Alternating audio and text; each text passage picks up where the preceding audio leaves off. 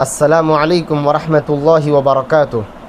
حضرت ثوبان رضی اللہ عنہ سے مروی ہے،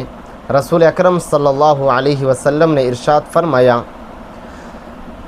انہ سیکون فی امتی کذابون ثلاثون کلہم یزعم انہ نبی وانا خاتم النبیین لا نبی بعدی، رواہ مسلم۔ حضرت ثوبان رضی اللہ عنہ سے مروی ہے، رسول اکرم صلی اللہ علیہ وسلم نے ارشاد فرمایا کہ عن قریب میری امت میں 30 بڑے جھوٹے کذاب دجال آئیں گے، ہر ایک یہ گمان کرے گا کہ وہ نبی ہے، جبکہ میں آخری نبی ہوں، میرے بعد کوئی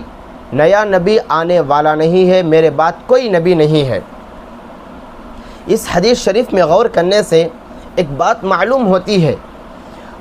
کہ نبی پاک صلی اللہ علیہ وسلم نے اس بات کو واضح کر دیا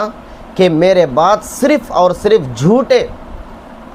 نبی ہونے کا دعویٰ کریں گے، کذاب دجال نبی ہونے کا دعویٰ کریں گے، کوئی نیا نبی پیدا نہیں ہوگا اور نبوت مجھ پر ختم ہو گئی۔ اگر کسی بھی قسم کی کوئی رسالت، کوئی نبوت باقی ہوتی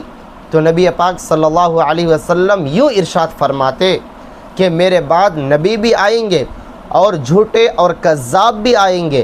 تم نبیوں کی اور رسولوں کی اطاعت کرنا، جھوٹوں اور کذاب دجالوں سے پرہیز کرنا، بچنا۔ نبی پاک صلی اللہ علیہ وسلم کا امت کو مطلق یہ ارشاد فرمانا کہ جو بھی میرے بعد نبوت کا دعویٰ کرے گا وہ جھوٹا اور کذاب ہوگا، یہ اس بات کی صریح دلیل ہے کہ آپ کے بعد کسی بھی قسم کی کوئی نبوت اور رسالت باقی نہیں ہے، نبوت اور رسالت ختم ہو چکی ہے۔